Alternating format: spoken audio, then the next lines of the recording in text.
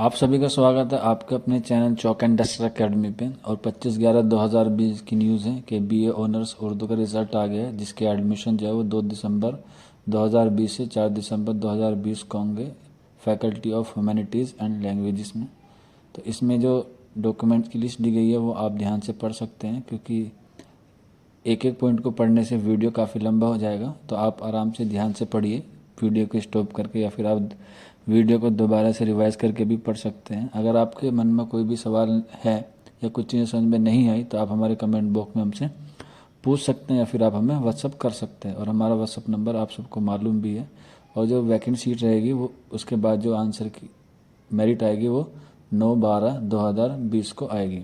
तो हमारा WhatsApp number है 9045220432। अब देख लेते हैं इसकी कट ऑफ कितनी गई है। जनरल की गई है 60 पे, मुस्लिम की गई है 54 पे, मुस्लिम ओबीसी गई है 52 पे, मुस्लिम वुमेन की गई है 49.75 पे, जामे इंटरनल की गई है 37.25 पे, पीडब्ल्यूडी लोकोमोटर डिसेबिलिटीज़ की गई है 36.75 पे, और जो बच्चे जम्मू कश्मीर से बिलोंग करते हैं उनकी मेरिट गई है 28 पे। तो ये कट ऑफ हुई। अब बात करते हैं कि इसमें कैंडिडेट लिस्ट में किन किन बच्चों का नाम आया। तो जामिया मिल्लिया इस्लामिया में नाम नहीं आता है, सिर्फ एप्लीकेशन नंबर या फिर रोल नंबर आता है।